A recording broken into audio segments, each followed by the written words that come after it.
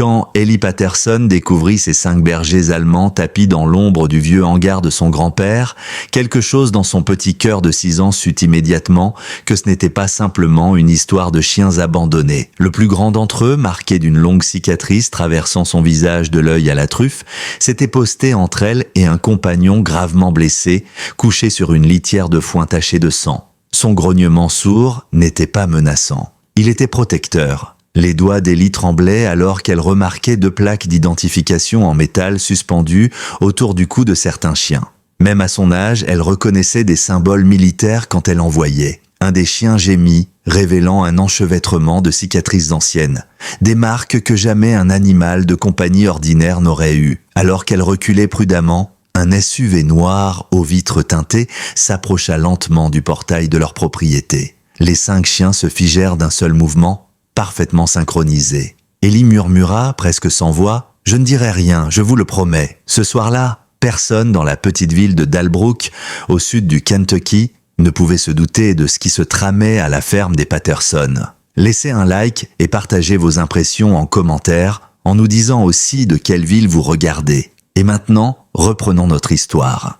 La ferme, installée à une vingtaine de kilomètres de la ville, s'étendait sur plus de 60 acres de collines douces, dominées par une maison blanche centenaire et une grange rouge décolorée par le temps. L'automne avait transformé les érables environnants en tableaux vivants de feuillage rouge, orange et or. Le gravier du chemin crissait sous les pas, couvert d'un tapis de feuilles mortes. Depuis l'accident tragique de sa mère l'an passé, un face-à-face sur la route 47 dont les gens murmuraient encore par respect, la ferme était devenue le monde entier d'Ellie. À 6 ans, elle était menue pour son âge avec des boucles blondes indomptables et des yeux clairs qui semblaient porter un vieux chagrin. Depuis les funérailles, elle ne parlait presque plus, préférant dessiner dans son carnet à spirale plutôt que jouer avec les autres enfants de l'école primaire de Dalbrook. Son grand-père, Walter Grams Patterson, gérait la ferme avec la même rigueur qu'il avait acquise en revenant de Corée dans les années 70.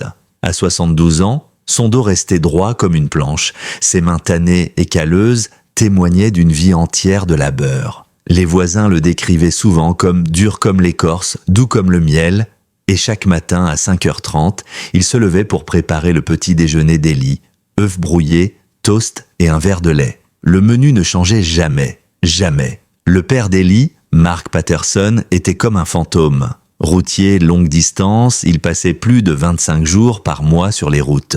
Les chèques arrivaient toujours à l'heure, parfois accompagnés d'une carte postale, mais sa présence devenait de plus en plus rare depuis la mort de sa femme. Quand il rentrait, le silence entre lui et sa fille semblait aussi long que l'autoroute. La ferme n'élevait plus de chevaux depuis longtemps. Walter ne gardait plus qu'un petit troupeau de poules et un grand potager. La vieille grange, quant à elle, servait désormais de dépôt à outils rouillés et à souvenirs oubliés. Un abri idéal pour 5 bergers allemands blessés, portant dans leurs yeux des secrets bien trop lourds pour des animaux ordinaires. Ces chiens ne se contentaient pas d'être silencieux et méfiants. Ils se déplaçaient avec une rigueur quasi militaire, surveillant la route avec une vigilance d'élite. Ellie ne savait pas pourquoi ils avaient choisi leur ferme.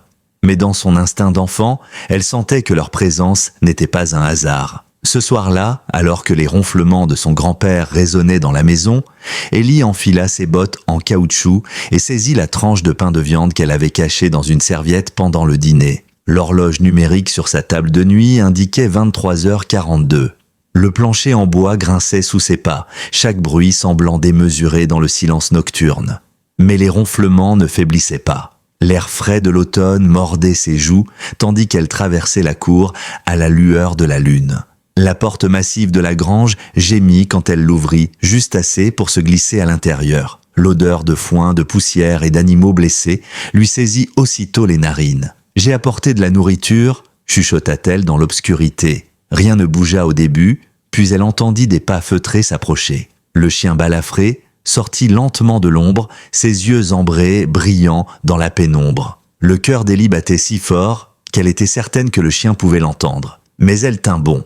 Elle tendit la main, paume ouverte, la viande posée au creux. Le chien s'approcha, flairant l'air, évaluant à la fois l'offrande et la fillette, puis avec une lenteur presque cérémonieuse, il prit la viande de ses dents et recula vers l'angle sombre de la grange où le chien blessé reposait. Pendant les 3 nuits suivantes, Ellie répéta ce rituel. Elle volait un peu de son repas, attendait que son grand-père s'endorme et rejoignait les chiens. Elle leur donna des noms. Le balafré devint Major. Le nerveux à l'oreille manquante, elle l'appela Flic. Le noir comme l'ombre, c'était Sable. Le plus fort, toujours en position défensive, devint Tank. Et le blanc très pâle, allongé sur le flanc, à peine capable de se lever, elle l'appela Echo. Echo l'inquiétait le plus.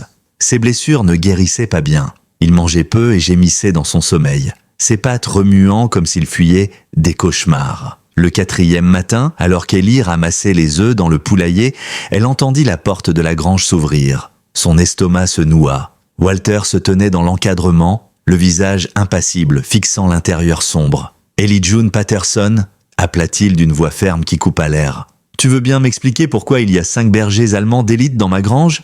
Ellie lâcha le panier, les œufs se brisant au sol. Elle courut vers lui, des larmes aux yeux. « S'il te plaît, papy, ils sont blessés. Ils avaient besoin d'aide. » Walter leva la main, la coupant net. « Montre-moi. » Tremblante, elle le guida dans la grange. Elle s'attendait à ce que les chiens se cachent, mais au contraire, Major s'avança, droit et alerte. Walter s'agenouilla lentement, ses genoux grinçant autant que la porte de la grange, et tendit la main, paume vers le sol. « Eh ben ça !» murmura-t-il quand Major accepta le contact, inclinant même légèrement la tête, comme un salut militaire. « C'est pas des chiens ordinaires, ça !» À la grande surprise d'Ellie, son grand-père n'était pas en colère. Il inspecta chaque chien avec une minutie étrange, presque instinctive, une manière de faire qui ne ressemblait pas à de la simple curiosité, mais plutôt à une forme de reconnaissance. Quand il arriva auprès d'Echo, le chien blessé, son regard s'assombrit. « Celui-là a besoin d'un vétérinaire et vite, » dit-il gravement. « Ses plaies sont infectées. » Ellie renifla. « Tu vas appeler les services animaliers ?» demanda-t-elle d'une petite voix. Walter resta silencieux un moment, les yeux rivés sur les plaques d'identification qu'il venait de détacher du collier de Major et de Tank. Il les retourna dans sa main, puis répondit d'un ton sec. « Non, mais on a besoin d'aide, je connais quelqu'un de discret. » Ce même après-midi, une camionnette couverte de boue s'arrêta dans l'allée. Une femme en descendit, les cheveux attachés en queue de cheval, sa mallette vétérinaire à la main et une pointe de scepticisme dans le regard. « Quand tu as dit urgence, Walter, je pensais à un cheval coliqueux, pas à... » Elle s'arrêta net en voyant les chiens. Ses yeux s'écarquillèrent. « Mon Dieu, est-ce que tu peux les soigner ?» demanda Walter simplement. Docteur Caroline Moore s'agenouilla doucement à côté d'Echo. Ses gestes étaient calmes, assurés. Elle examina les blessures avec délicatesse, mais ses sourcils se froncèrent en silence. « Ce ne sont pas des blessures classiques », souffla-t-elle presque pour elle-même. Elle jeta un rapide regard vers Ellie, puis vers Walter. « On parle de blessures tactiques ici. Extraire sous le feu, éviter les pièges. Ellie va chercher un verre d'eau pour la docteure, » dit Walter d'un ton qui ne souffrait aucune discussion. Quand l'enfant fut hors de portée, Caroline se pencha plus près de Walter et parla bas. « Ce sont des chiens d'unité spéciale, Walter. Militaires ou policiers. Ce genre de puces électroniques qu'ils portent n'est pas standard. Elles sont réservées à un usage gouvernemental. » Walter hocha lentement la tête. « Je m'en doutais. C'est la façon dont ils se déplacent. Comme ceux qu'on utilisait au Vietnam. Ce ne sont pas des chiens de compagnie. » Caroline jeta un regard inquiet vers l'entrée de la grange. « Ce que je veux dire, c'est que ces chiens ne sont pas juste perdus. Ils valent une fortune en entraînement et en équipement. Quelqu'un les cherche. »« Quelqu'un les cherche déjà, » confirma Walter, évoquant le SUV noir qu'Ellie avait vu. « La question c'est, est-ce que ce sont les bonnes personnes qui les cherchent ?» Après avoir nettoyé les plaies d'Echo et administré des antibiotiques à l'ensemble de la meute, Caroline rangea ses affaires. « Je suis censée déclarer tout chien retrouvé portant une puce militaire, » dit-elle avec prudence. Walter croisa les bras. « Ton père et moi, on a survécu ensemble dans la jungle en 1969. Ces chiens sont venus ici pour une raison. Donne-moi 3 jours. 3. Elle hésita longuement, puis à contre-cœur, acquiesça. 3 jours, Walter. Ensuite, je dois faire des appels. » Tandis que la camionnette de Caroline s'éloignait dans la poussière du chemin, Ellie sortit de derrière la porte de la grange où elle s'était cachée pour écouter. « Ce sont des chiens soldats, pas vrai, papy ?» Walter baissa les yeux vers sa petite fille, pesant soigneusement ses mots. « Quelque chose comme ça, oui, mon cœur. Ce soir-là, pendant qu'ils préparaient le dîner ensemble dans la cuisine rustique de la ferme, la télévision locale émettait en bruit de fond. Un flash d'information attira l'attention de Walter. Une opération antidrogue ratée dans le Tennessee.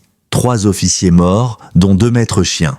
Un insigne apparaissait brièvement à l'écran, cousu sur une veste tactique. Walter resta figé, la spatule en l'air. C'était le même insigne effacé qu'il avait vu sur le collier de Major, une tête de berger allemand, gueule ouverte, avec les lettres K9 DSO brodées dessous. Plus tard dans la soirée, après avoir bordé Ellie dans son lit, Walter décrocha le vieux combiné mural de la cuisine et composa un numéro de mémoire. « Jim, c'est Patterson.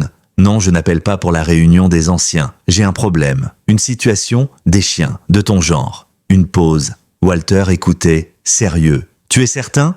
D'accord. Je te remercie.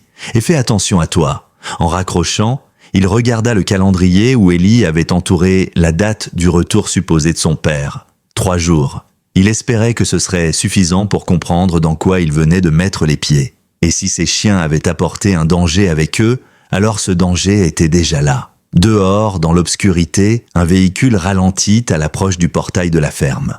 Les phares balayèrent de brièvement la boîte aux lettres rouillées portant le nom Patterson. Dans la grange, Major dressa les oreilles. Un grondement sourd vibra dans sa gorge. Le lendemain matin, Walter attendit qu'Ellie soit montée dans le bus scolaire avant de sortir le collier endommagé de Major d'un tiroir de son atelier. Le soleil traversait la fenêtre, illuminant l'insigne militaire usé, cousu sur le tissu. Il le reconnut immédiatement. Il y avait servi aux côtés de chiens comme celui-ci autrefois, de l'autre côté du monde. Il décrocha le téléphone et composa un autre numéro. Au bout de 3 sonneries, une voix grave répondit « Division K9 tactique, sergent-chef Whittaker. »« Whittaker, c'est Patterson, Frank Patterson. » Un silence, puis « Eh bien, si ce n'est pas le sergent Patterson, 15 ans 20 ?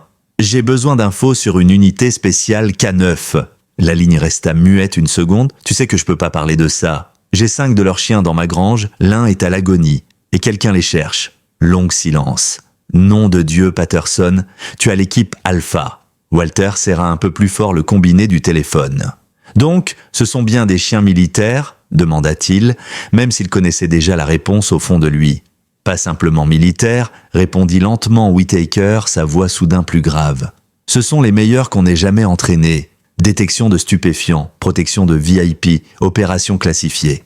Leur escouade s'est faite piéger la semaine dernière dans une mission au sud de Larchfield, au Tennessee. Le rapport officiel, chiens portés disparus, présumés morts au combat. » Walter tourna les yeux vers la grange. « Eh bien, ils sont loin d'être morts, et visiblement, quelqu'un le sait. » Il raconta à Whittaker l'histoire du SUV noir, les réactions des chiens, leur comportement militaire. De l'autre côté du fil, Whittaker murmura « Écoute-moi attentivement. Ces chiens, ils ont vu quelque chose d'assez grave pour que leur unité entière soit liquidée. Ce n'était pas une simple embuscade. C'est en cours d'enquête interne parce que le lieu de l'opération avait été classifié. Personne n'aurait dû connaître la position. » Walter fixait l'horizon, là où la route de gravier se perdait dans les collines. « Tu veux dire que ça vient de l'intérieur ? » « Je ne dis rien officiellement, » répliqua Whittaker prudent. « Mais ces chiens n'ont pas atterri chez toi au hasard. Tu es toujours enregistré comme vétéran spécialiste K9 dans nos bases.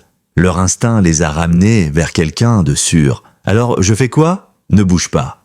Je vais passer quelques appels à des gens que je peux encore croire. En attendant, surveille tes arrières. » Walter venait à peine de raccrocher qu'un nuage de poussière se leva au bout de l'allée. Une camionnette argentée, inconnue au bataillon. Elle roula lentement jusqu'à la boîte aux lettres avant de s'immobiliser. Un homme d'une 40aine d'années en descendit, lunettes de soleil sur le nez, balayant la ferme du regard avec un calme étudié. Walter attrapa instinctivement le fusil posé derrière la porte, mais se ravisa. Il sortit sur le perron, les bras croisés, le visage impassible. « Puis-je vous aider ?» lança-t-il.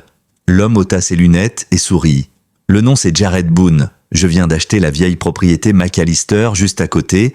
Je me suis dit qu'il était temps de faire connaissance avec les voisins. » Walter hocha la tête sans pour autant tendre la main. « Walter Patterson, bienvenue dans le coin. » Le regard de Jared glissa vers la grange. « Très beau terrain, vous avez encore des bêtes ? » « Quelques poules, potager, pas plus, je comprends. » Jared esquissa un sourire qui n'atteignit pas ses yeux. « Dites, j'ai vu des traces de chiens près de la clôture. Vous avez des chiens de chasse ?» Le visage de Walter resta de marbre. « Non, probablement des coyotes. Ils traversent souvent la région. »« Les coyotes, bien sûr. » Jared acquiesça doucement. « Bon, eh bien, si jamais vous avez besoin de quelque chose, je suis juste au bout du chemin. » Walter le regarda repartir sans baisser la garde. Dès que la camionnette eut disparu derrière les arbres, il fonça à la grange. Les 5 chiens étaient tous debout, en alerte.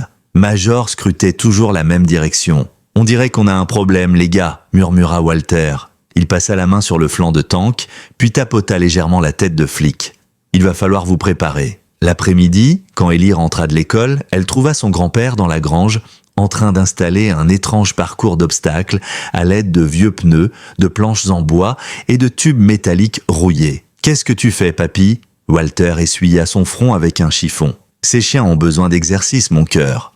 Mais pas n'importe lequel. Du spécial. » Ellie resta bouche bée tandis qu'elle observait Walter guider Major à travers le parcours. Ce n'était pas le genre d'exercice qu'on apprend aux chiens pour s'amuser. Non, c'était méthodique, codé. Chaque geste, chaque sifflement avait un sens. Et Major y répondait avec une précision militaire. Il s'arrêtait net à certains signaux, contournait des obstacles, flanquait une zone comme s'il couvrait un angle de tir. « Comment tu sais faire ça ?» demanda Ellie fascinée. Walter hésita, puis d'une voix lente. « Il y a longtemps, bien avant ta naissance, j'ai travaillé avec des chiens comme eux. Pendant la guerre, en Asie. Tu ne m'as jamais parlé de ça. Certaines choses sont difficiles à raconter. Mais ces chiens, ils me rappellent tout. » Plus tard dans la soirée, Dr Moore revint vérifier l'état d'écho. En changeant les pansements, elle prit Walter à part. « J'ai fait passer les numéros de puce dans une base à laquelle j'ai accès. » Elle baissa la voix. « Ces chiens sont hautement classifiés. Je le sais. » Walter montra un petit carnet où il avait pris des notes. Signaux de main, niveau de réactivité, détails tactiques. J'ai passé la journée à les évaluer. Caroline jeta un coup d'œil vers la porte de la grange. Il faisait partie d'une unité spécialisée. Détection de drogue, protection de témoins, mission secrète. Ils étaient sur une opération très sensible qui a mal tourné. 3 maîtres chiens tués, 2 autres blessés. Walter acquiesça lentement. Et officiellement, les chiens sont morts au combat. Mais ils ont fui. La vétérinaire se pencha. Ils ont fui avec quelque chose, Walter. Quelque chose que quelqu'un voulait les empêcher d'emporter. Tu as vu les blessures d'écho ? Ce ne sont pas des blessures de fuite. Ce sont des blessures de quelqu'un qui s'est battu pour protéger quelque chose. Walter sentit un frisson lui glisser le long de la nuque. Et maintenant, ils sont ici, avec ma petite fille. La nuit suivante, Ellie était installée dans la grange, en tailleur sur une botte de foin, son carnet à dessin ouvert sur ses genoux. Echo l'observait silencieusement, sa respiration un peu rauque. Les autres chiens patrouillaient comme un groupe de sentinelles, prenant chacun une position stratégique dans l'obscurité. Walter les regardait en silence depuis l'ombre d'un pilier, fasciné. Ce n'était pas du hasard, c'était une formation, une couverture, une coordination qu'il n'avait plus vue depuis des décennies. « Tu dessines quoi, ma puce ?» demanda-t-il en s'approchant doucement. Ellie tourna son carnet vers lui. Un homme en tenue tactique y était représenté, accroupi aux côtés d'Echo. Son visage était grave mais doux, ses yeux pleins de tristesse. Walter resta figé. L'insigne sur son uniforme était parfaitement reproduit, le même que celui sur le collier de Major. Pourtant, Ellie n'avait jamais vu cet insigne de près. « Qui est-ce » murmura-t-il. Ellie haussa les épaules. « Je ne sais pas. Je l'ai vu dans ma tête. Je crois que c'est la personne d'Echo. » Elle tourna une autre page. Un entrepôt. Des hommes en armes, des chiens en gilet tactique. Ils ont été piégés. Il y avait des gens qui savaient qu'ils venaient. Ils ont été trahis. Walter sentit son estomac se nouer. Ce n'était plus de l'imagination. D'une façon qu'il ne comprenait pas encore, Ellie se connectait à ses chiens. Elle ressentait leurs souvenirs, leurs douleurs, leurs pertes. Le lendemain matin, alors qu'il fendait du bois derrière la maison, Walter vit la camionnette de Jared Boone revenir. Cette fois, il ne vint pas les mains vides. 6 bouteilles de bière sous le bras, sourire détendu collé au visage. « Je me suis dit qu'un bon voisin apprécie toujours une bière fraîche », lança-t-il, posant une bouteille sur un poteau de la clôture. Walter haussa un sourcil. « Un peu tôt pour moi. » Jared haussa les épaules. « Belle journée, non ? Je suis passé en voiture ce matin. J'ai vu que le bus scolaire s'arrêtait chez vous. Elle est à vous, la petite ? Ma petite fille ? Oui. C'est bien d'avoir de la famille autour, dit Jared d'un ton neutre. Son regard dériva lentement vers la grange. Dites, j'ai entendu des aboiements hier soir. Des gros, genre chiens d'unité. Vous êtes sûr que ce ne sont pas vos bêtes ? Walter soutint son regard sans ciller. Les coyotes deviennent bruyants à cette période de l'année. C'est vrai. Jared acquiesça. Puis il désigna la chevalière à la main gauche de Walter. C'est une bague militaire, non ? Vous avez servi ? Guerre de Corée, longtemps.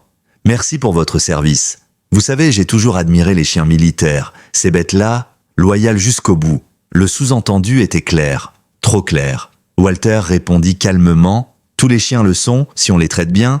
Jared lui lança un dernier sourire, mais ses yeux restaient froids. « Profitez de la bière, voisin, on se reverra ». Quand la camionnette disparut, Walter retourna immédiatement à la maison et décrocha le téléphone. « Whitaker, c'est Patterson. Je veux que tu me fasses une recherche sur un type nommé Jared Boone. Il prétend avoir acheté la propriété voisine. Trop curieux à mon goût. Je vais voir ce que je peux trouver, promit Whitaker. De notre côté, mauvaise nouvelle. On devait envoyer une équipe de récupération, mais on ne peut pas vérifier leurs identifiants. Quelque chose cloche. J'ai reçu la visite du shérif aussi. » Walter raconta la venue soudaine du shérif Clay Reynolds, venu poser trop de questions sur des chiens dangereux dans la région. Whitaker se raidit au téléphone. « Clay Reynolds, il est censé être à la retraite depuis 2 ans. Tu es sûr que c'était lui ? En chair, un os et une uniforme. » Un silence pesa. « Ne fais confiance à personne, Patterson. Ces chiens ont été témoins de quelque chose de très gros. J'ai fouillé un peu plus. » L'opération en question n'avait pas pour seul but de démanteler un trafic de drogue. Il y avait un disque dur impliqué, une clé contenant des preuves d'une corruption à grande échelle. Walter se figea. « Tu parles de quoi exactement ? » Des connexions entre le cartel, des agents fédéraux et des juges. Des noms qui valent leur pesant d'or. Si cette clé est encore en leur possession, les hommes derrière l'embuscade vont tout faire pour la récupérer. Après avoir raccroché, Walter se rendit immédiatement à la grange. Les chiens avaient déjà senti le changement d'énergie. Major montait la garde depuis l'ouverture haute, Sable et Tank patrouillaient en silence. Et même Echo s'était redressé sur ses pattes.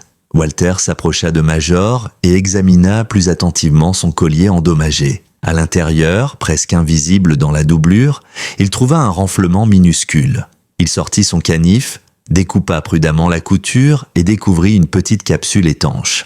À l'intérieur, une clé USB. « Voilà ce qu'il cherche », murmura-t-il. Son sang se glaça. Ce soir-là, quand Ellie descendit du bus, Walter l'attendait au portail. Il ne se tenait pas devant la maison comme d'habitude. Il tenait son sac et un regard sérieux dans les yeux. « Papy ?» demanda-t-elle, sentant immédiatement qu'il se passait quelque chose. « On va jouer à un jeu, ma chérie. Tu te souviens de notre cachette spéciale, celle où on va quand il y a des alertes tornades ?» Les yeux d'Ellie s'écarquillèrent. « La cave en béton sous la maison ?» Exactement. On va s'y installer un petit moment, juste au cas où. Cette nuit-là, après avoir veillé à ce qu'Ellie s'endorme paisiblement, Walter resta assis à la table de la cuisine, le vieux pistolet de service devant lui, en train de le démonter et de le nettoyer à la lumière tremblante de la lampe au-dessus de l'évier. À côté de lui, la petite clé USB reposait sur un torchon propre, si minuscule et pourtant si lourde de conséquences. Un simple objet capable d'ébranler les fondations de leur monde. Soudain, on frappa à la porte arrière. Pas un coup pressé, un coup discret, presque furtif. Walter se leva sans bruit, arma son pistolet et jeta un coup d'œil par le rideau. C'était Caroline, seule, visiblement nerveuse. Il entr'ouvrit la porte et la fit entrer d'un geste rapide. « Tu ne devrais pas être là », murmura-t-il. « Je n'avais pas le choix », répondit-elle d'une voix tendue. Le shérif est revenu à la clinique. Il n'était pas seul. Il y avait un type en costume avec lui, costard noir, chaussures brillantes, genre fédéral. Ils m'ont demandé l'accès à mes dossiers, mais pas n'importe lesquels, uniquement ceux de cette semaine. Ils voulaient voir si j'avais soigné des chiens de travail. Qu'est-ce que tu leur as dit? Que je n'avais rien vu, rien fait. Mais ils ne m'ont pas cru. J'ai vu leur regard. Depuis, une voiture banalisée est garée non loin de la clinique. Ils me surveillent. Elle ouvrit son sac et en sortit une petite trousse. J'ai apporté plus d'antibiotiques, c'est pour Echo.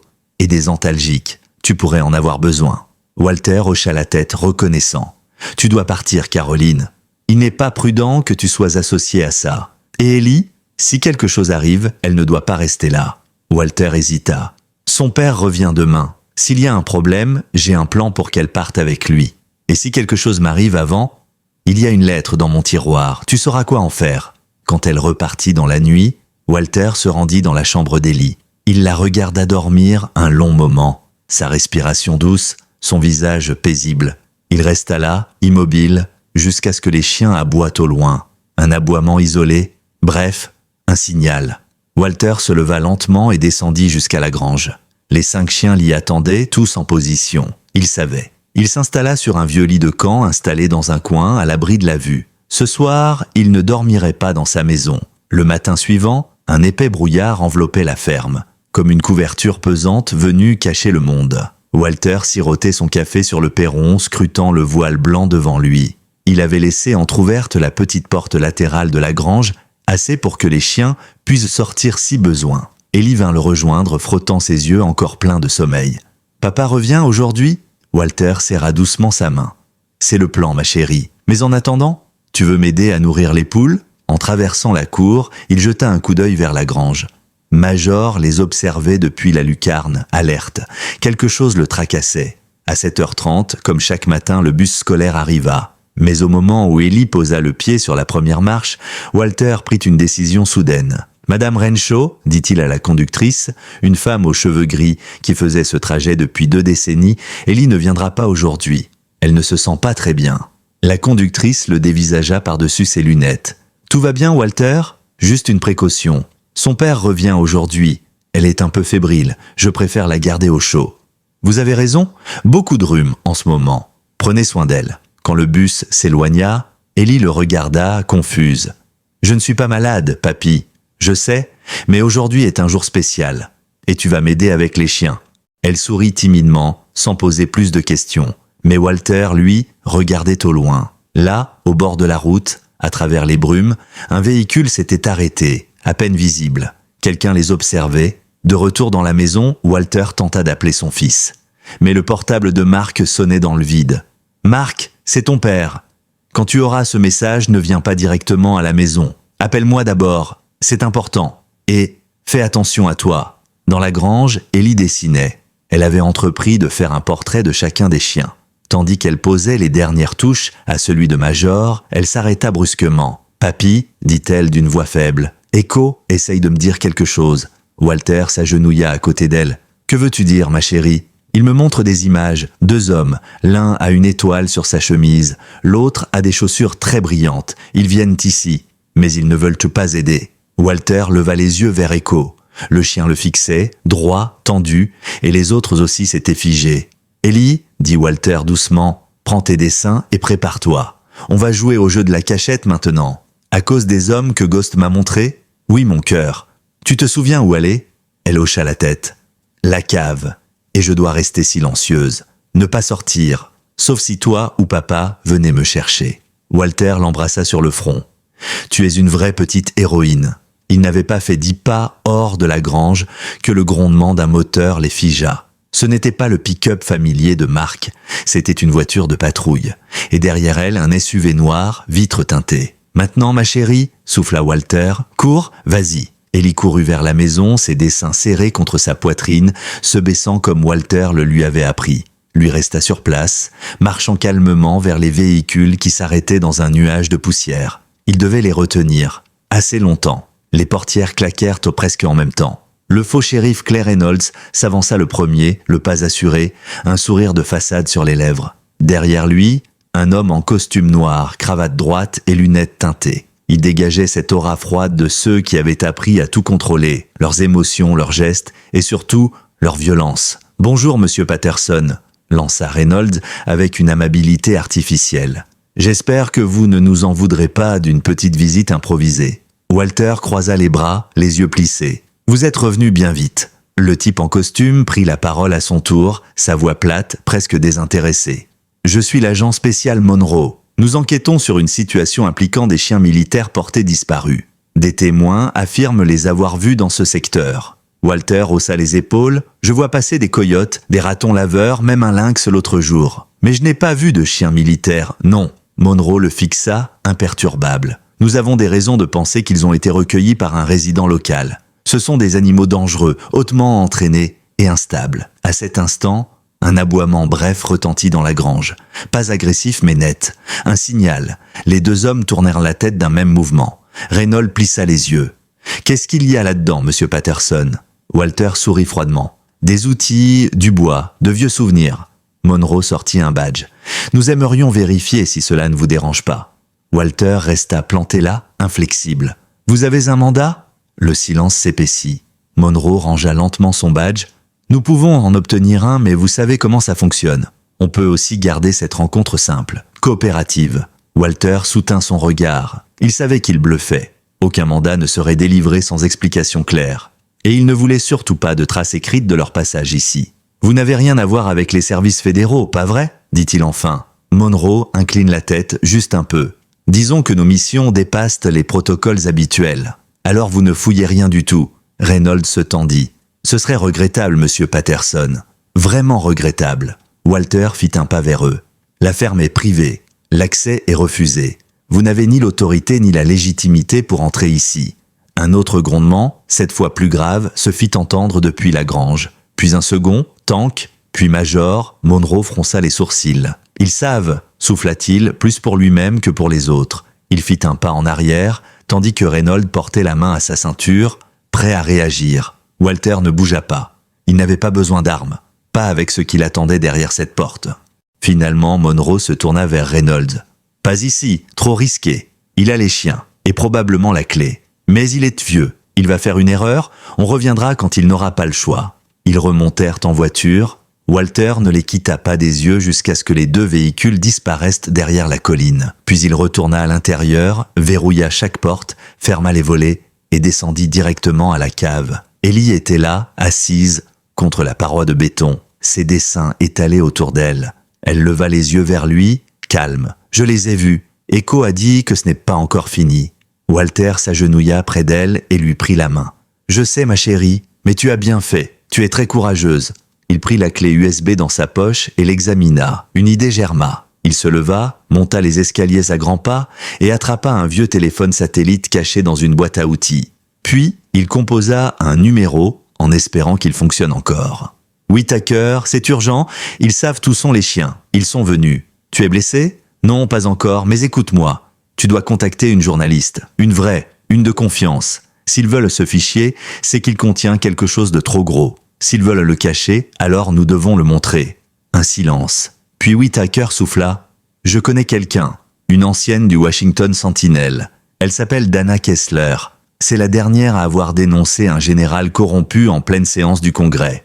Je vais l'appeler. Dis-lui de se préparer. Si quelque chose m'arrive, c'est elle qui doit faire exploser cette histoire. » Walter raccrocha, remonta à l'étage et passa le reste de la journée à renforcer chaque issue, installer des pièges rudimentaires et enseigner à Ellie comment utiliser une vieille radio en cas d'urgence. Les chiens, eux, semblaient comprendre. Ils se mouvaient avec méthode comme s'ils avaient réintégré leur formation d'élite. À la tombée du jour, Mark, le fils de Walter, arriva enfin. Il descendit de sa voiture en courant, l'air inquiet. « Papa, qu'est-ce qui se passe ? J'ai reçu ton message, j'ai pris la première route possible. » Walter le prit à part sans perdre une seconde. Il lui expliqua tout. Les chiens, la clé USB, les hommes venus à la ferme.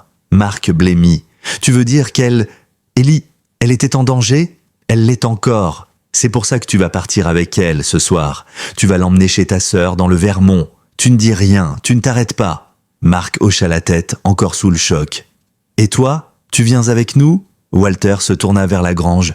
Les chiens l'attendaient, en rang, comme une escouade prête au front. « Je reste. Je dois terminer ce qu'ils ont commencé. » Ce fut l'un des départs les plus silencieux de la vie de Mark.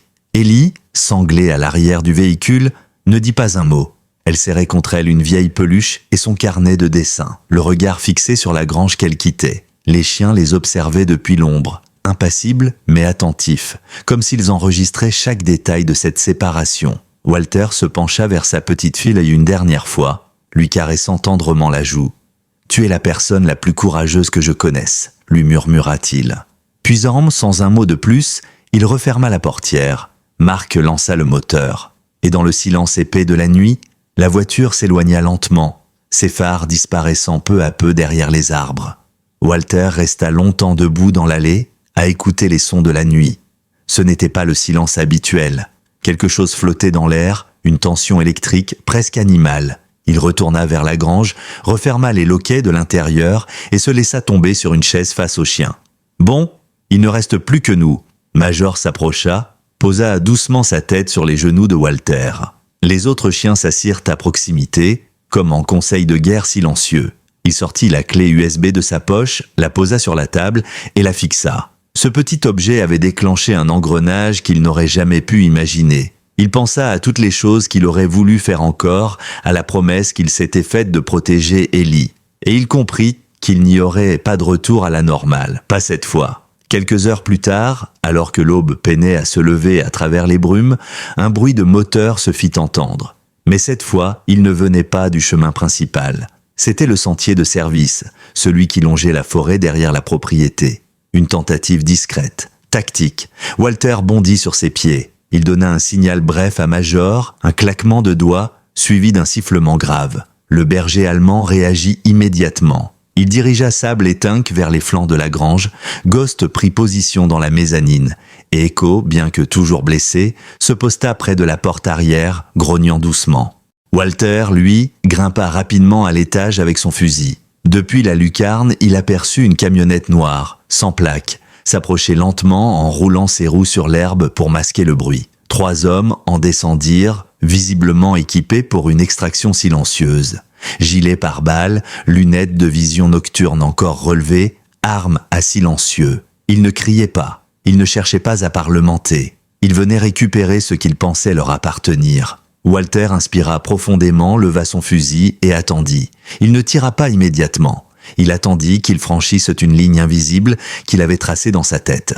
Quand le premier posa le pied sur le béton fissuré de la cour, il appuya. Le coup partit, sec, maîtrisé. L'homme tomba, son gilet amortissant la majorité de l'impact, mais son souffle coupé, il s'effondra. Les 2 autres réagirent immédiatement, se mettant à couvert. Mais Walter n'était pas seul. Les chiens surgirent dans un éclair. Tank attaqua sur le flanc gauche, surgissant d'un tas de bottes de foin comme une ombre furieuse. Le second homme n'eut pas le temps de réagir. Major, lui, contourna la camionnette pour désarmer le 3e par derrière, le projetant au sol d'un bond puissant. Sable resta en couverture, grognant, oreilles dressées, surveillant toute tentative de repli. Walter descendit en courant, couvrit les chiens avec son fusil et s'approcha des hommes encore conscients. Il leur prit leurs armes, les jeta dans la citerne vide et les ligota avec des colliers d'attache qu'il gardait pour les bœufs. « Qui vous envoie » demanda-t-il calmement. Un des hommes, le souffle court, répondit « Vous ne savez pas ce que vous faites. Ce que vous avez, ce que ces chiens savent,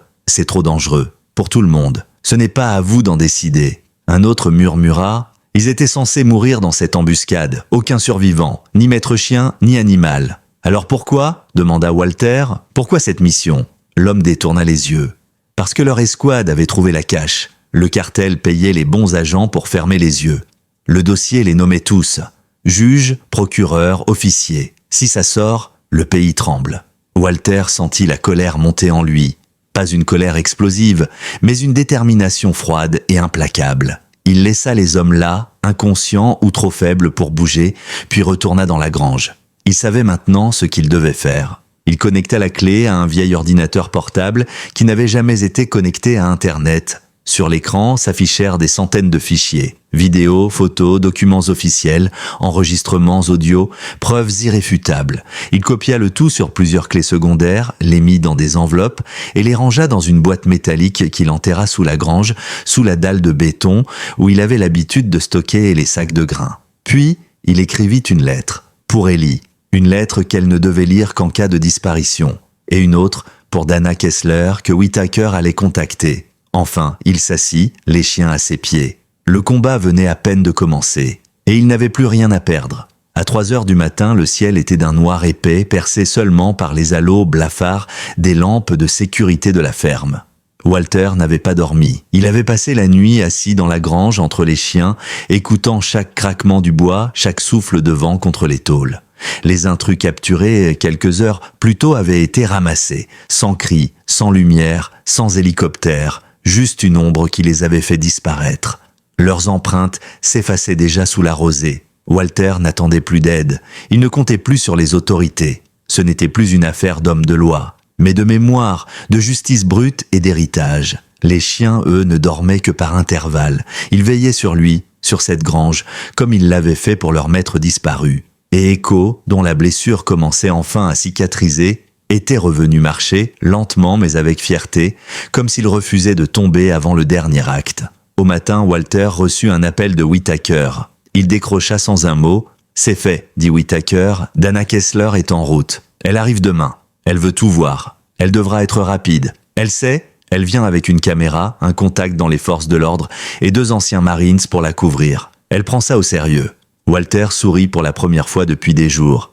Peut-être qu'il reste encore des gens bien. Mais l'ennemi, lui aussi, avançait. Ce même jour, à 50 km de là, une explosion secoua une station-service. Un homme fut retrouvé calciné. Dans sa poche, un badge fédéral. Faux. Le genre de mort qui ne laissait aucun témoin, aucun lien. Juste un avertissement.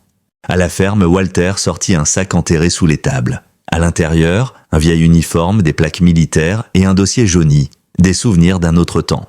Il sortit les plaques, les regarda longuement, puis les accrocha au collier de Major. Une manière de lui transmettre ce que lui-même n'était plus certain de porter. Une identité, une mission. Cette nuit-là, ils ne dormirent pas. Ni Walter, ni les chiens. À la place, ils se préparèrent, ils sortirent les munitions, les équipements de fortune. Walter replaça les pièges autour de la ferme, renforça les accès, vérifia ses armes. Sable et Tank s'entraînaient à attaquer sur signal, Major patrouillait en cercle parfait autour du périmètre et Echo, bien que diminué, s'entraînait à grimper à l'échelle du grenier, juste au cas où.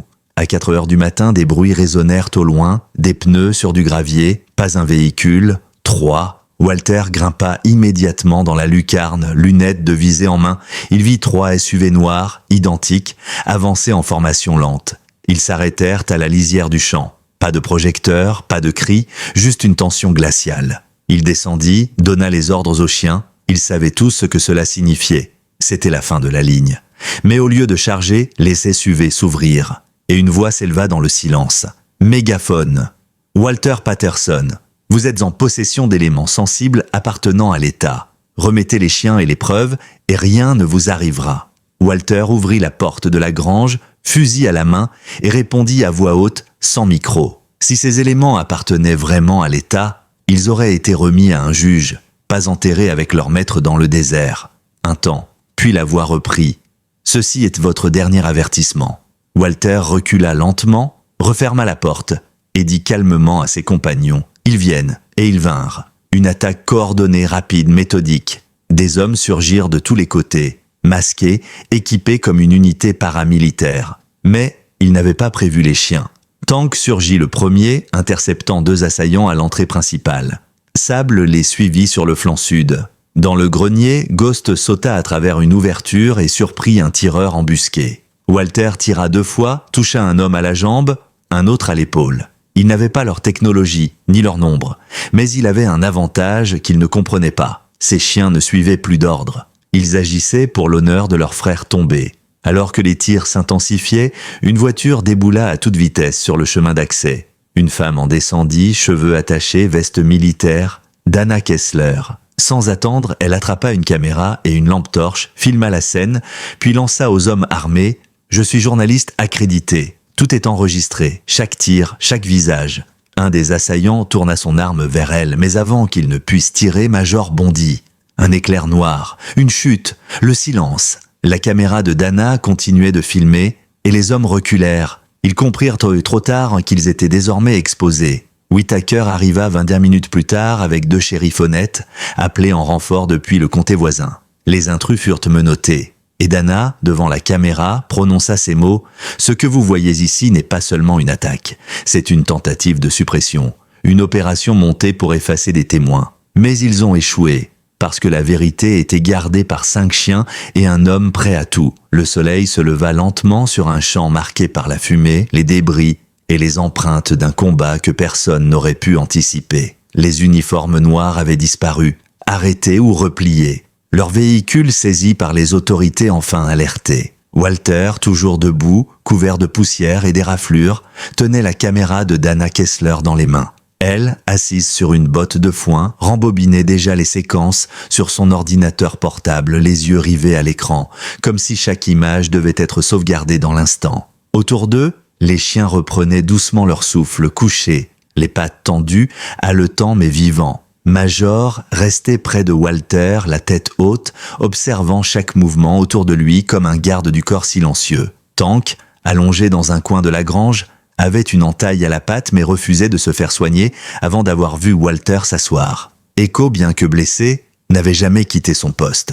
Sable et Ghost montaient toujours la garde à l'extérieur, oreilles tendues vers le lointain. Dana leva enfin les yeux. « Ce que j'ai vu ici, c'est plus grand que ce que j'imaginais, et plus sombre. » Walter acquiesça lentement. « Ce ne sont pas juste des chiens, ce sont des témoins. Elle hocha la tête. Je vais monter une enquête complète. D'ici 48 heures, ce que vous m'avez donné sera envoyé à 5 rédactions indépendantes avec preuves à l'appui. Il faut que le monde sache. Walter ne répondit pas tout de suite. Son regard s'était perdu vers la colline, là où Ellie était partie 2 jours plus tôt. Il pensa à elle, à Mark, à tout ce qu'il avait dû cacher pour les protéger. Puis il reporta son attention sur Dana. Vous devrez aussi parler de leur maître, des hommes comme Frank Mitchell. Elle ouvrit son carnet, prête à noter. Racontez-moi. Et Walter raconta. Pendant près d'1 heure, il parla de cette unité secrète formée pour des missions classées, des opérations en territoire hostile, des hommes et des femmes qui travaillaient avec des chiens d'une intelligence exceptionnelle. Il parle de la dernière mission, celle dont personne n'était censé revenir. De la cache d'armes découverte par hasard, des caméras installées par Frank, des visages enregistrés, des conversations captées, du moment où les squads avaient compris qu'ils étaient devenus gênants, et du signal brouillé qui leur avait coupé tout contact. Il raconta l'embuscade, les cris, la fumée, la trahison et la fuite désespérée des 5 chiens, errant des jours dans le désert avant de trouver refuge ici. Dana écrivit tout, et quand il eut fini, elle referma son carnet, posa doucement sa main sur celle de Walter. « Ce que vous avez fait ici, c'est plus qu'un acte de courage, c'est un acte d'humanité. » Il ne répondit pas. Il se leva, regarda les chiens, puis dit simplement « Ce ne sont pas mes héros, ce sont ceux de Frank et de ceux qu'il a laissés derrière lui. » Les jours suivants furent étrangement calmes. Les autorités de l'État, forcées d'agir après la diffusion virale d'un extrait du reportage de Dana, envoyèrent une équipe officielle pour enquêter. Mais Walter n'avait pas confiance. Il donna à Dana l'une des copies restantes de la clé USB, ainsi qu'un dossier contenant des noms et des adresses. Des familles de soldats tombés dont les témoignages renforceraient la véracité du récit. Elle repartit avec tout, accompagnée de Whittaker en direction de la capitale. La ferme retrouva un semblant de tranquillité. Les clôtures furent réparées, les chiens purent se reposer. Walter se remit à ses routines. Café, outils, bois à couper. Mais il savait que ce n'était qu'un répit. 1 semaine plus tard, une lettre manuscrite arriva par courrier spécial. Signée d'un général à la retraite, aujourd'hui, membre d'un comité de surveillance militaire. Un homme que Walter connaissait de nom, mais n'avait jamais rencontré. « Monsieur Patterson, j'ai vu ce que vous avez révélé. Les chiens, les preuves, l'attaque, tout est entre les mains du Congrès. Je vais faire ce que je peux. Mais sachez ceci, dans ce pays, il existe 2 armées. Celle que l'on montre et celle que l'on cache. Vous avez mis un projecteur sur la seconde. Prenez soin de vous. » Walter rangea la lettre dans une boîte en fer avec les médailles de Frank et retourna s'asseoir sur le perron, Major à ses pieds. Ce soir-là, le téléphone satellite sonna. Une voix de femme fébrile, émue. « C'est vous, Walter ? Je suis la sœur de Frank. Dana m'a tout raconté. Elle m'a montré les vidéos. » Walter resta silencieux, la gorge serrée. « Mon frère était... mon héros. Je croyais l'avoir perdu dans l'oubli. Et puis j'ai vu ces chiens, ce qu'ils font encore aujourd'hui. Je voulais juste vous dire merci. » Walter ferma les yeux. Et pour la première fois depuis longtemps, il se permit une larme. Les jours suivants se fondirent en une lente respiration. À la ferme, la vie reprit un semblant de normalité. Mais ce n'était plus le même endroit. Quelque chose avait changé. Le vent semblait souffler plus doucement. Les arbres grinçaient moins fort, comme si même la nature reconnaissait ce qui s'était passé. Walter passait ses journées à marcher dans les champs, un chien toujours à ses côtés. Parfois Major, parfois Sable ou Ghost. Echo, lui, se remettait lentement, sa patte encore raide mais fonctionnelle. Tank avait retrouvé son enthousiasme brut, courant après les papillons comme un chiot. La nuit, Walter dormait par intermittence, souvent dans la grange, parfois sur le vieux canapé près du poêle. Il gardait toujours une arme à portée de main. Pas par peur, mais par principe. Il savait que la paix qu'il connaissait était fragile, temporaire, suspendue à la volonté d'hommes en costume loin de là. Dana Kessler tint parole. 2 semaines après son départ, son reportage complet fut diffusé simultanément par plusieurs médias indépendants. Les images étaient brutes, les témoignages glaçants. On y voyait Walter dans la grange, les chiens à ses pieds, les coups de feu dans la nuit, les masques tombés. Des noms furent prononcés à voix haute. Des responsables de haut niveau, des généraux à la retraite, des magistrats fédéraux, des directeurs d'agences privées. Le public réagit avec fureur. Le Sénat ouvrit une commission d'enquête. Des perquisitions furent ordonnées et un mandat d'arrêt fut émis contre Claire Reynolds, qui avait disparu sans laisser de traces. Walter, lui, resta à la ferme. Il ne donna aucune interview. Il n'apparut dans aucun autre reportage. Il laissa Dana parler pour lui, elle et les chiens. Il ne cherchait ni gloire ni reconnaissance. Il voulait juste qu'on se souvienne, que les noms de Frank Mitchell et de son escouade ne soient pas effacés dans le silence d'un rapport classé secret défense. Un matin, alors qu'il réparait la clôture nord, il entendit une voiture s'arrêter sur le chemin. Il posa son marteau, essuya ses mains et s'avança prudemment. Un SUV gris s'ouvrit et une petite silhouette descendit, un sac à dos sur les épaules, un bonnet coloré vissé sur la tête. « Ellie ?» Elle courut vers lui à toute vitesse, se jeta dans ses bras. « Maman m'a laissé venir. Juste pour le week-end, elle dit que les choses vont mieux maintenant, que c'est plus sûr. » Walter serra sa petite fille contre lui, les larmes aux yeux. Il n'avait pas besoin de mots, juste de ce moment. Dans les heures qui suivirent, Ellie retrouva chaque chien. Elle s'allongea à côté de Ghost dans la grange, fit la course avec Tank autour de l'étang, tenta d'apprendre à Echo un nouveau tour. Les chiens réagissaient comme s'ils retrouvaient leur centre, leur paix. Quelque chose dans la voix d'Ellie, dans sa manière de les toucher, semblait les apaiser. « Tu crois qu'ils se souviennent de leurs anciens maîtres ?» demanda-t-elle un soir, blottie contre Walter sur le perron. « Chaque jour, mais ils ne sont pas tristes, ils les portent avec eux. » Elle resta silencieuse un instant, puis dit « Je crois qu'ils sont un peu comme des anges à quatre pattes. » Walter sourit. « Je crois que tu as raison. » Au coucher du soleil, Ellie insista pour accrocher un dessin à la grange. Elle avait dessiné 5 chiens alignés, chacun avec un nom sous son portrait. Au centre, un homme en uniforme, le visage serein, et derrière lui une silhouette de petite fille. En haut du dessin, elle avait écrit « Ils n'ont jamais abandonné ». Walter encadra le dessin et le cloua à la porte de la grange. Il resta un moment à le contempler, le cœur lourd mais rempli d'un étrange sentiment de paix. Cette nuit-là, il rêva de Frank pour la première fois depuis longtemps.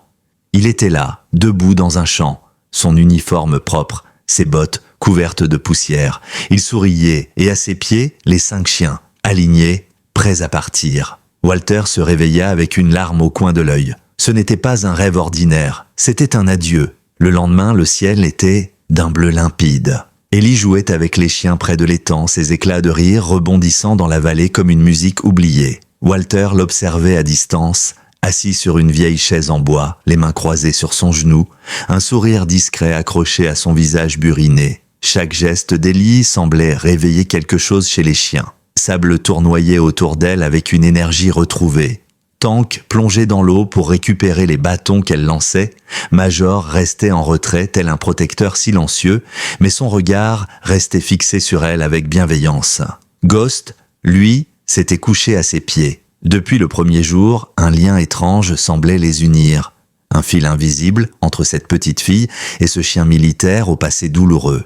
Ellie parlait à Ghost comme à un vieil ami. Elle lui racontait des histoires, des souvenirs, parfois même des secrets. Et Ghost l'écoutait, les oreilles de tournée, le regard paisible, comme s'il comprenait tout. Dans l'après-midi, Walter proposa à Ellie une promenade jusqu'à la colline derrière la ferme, là où Frank avait l'habitude de s'isoler. Ils marchèrent lentement, les chiens à leur côté, et arrivèrent enfin sur un petit promontoire de terre nue d'où l'on voyait tout le domaine. Walter s'agenouilla et dégagea un petit cairn de pierre, en dessous un coffret en métal. Il l'ouvrit, en sortit un cadre photo, une image jaunie de Frank, en uniforme tenant un chiot dans ses bras. Ghost, à peine âgé de quelques semaines. « C'est ici qu'il venait réfléchir », dit Walter à voix basse, quand il doutait, quand il avait besoin de silence. Ellie prit la photo, l'observa longuement, puis la reposa dans la boîte. Elle resta silencieuse quelques instants, les yeux perdus dans l'horizon. « Tu sais, papy, parfois la nuit, j'entends Ghost pleurer. Pas fort, juste un tout petit son comme s'il appelait quelqu'un. » Walter hocha lentement la tête. Il n'a jamais oublié Frank. Il le cherche encore, je pense. Ellie se retourna, posa une main sur le flanc de Ghost. Peut-être qu'il ne le cherche plus, peut-être qu'il l'a trouvé ici. Cette phrase résonna longtemps en Walter. Il comprit alors que les blessures n'étaient pas toujours visibles, que ces chiens, malgré leur force, portaient chacun une douleur qu'aucun vétérinaire ne pouvait guérir. Et pourtant, ils continuaient, parce qu'ils étaient fidèles, parce qu'ils savaient que tant qu'un seul cœur se souvenait, leur mission n'était pas terminée. Au retour de la colline, ils croisèrent le facteur, un homme du coin, discret, toujours souriant. Il remit une lettre à Walter, estampillée du bureau de la défense. À l'intérieur, une brève note. « Les événements du 14 mars ont été examinés.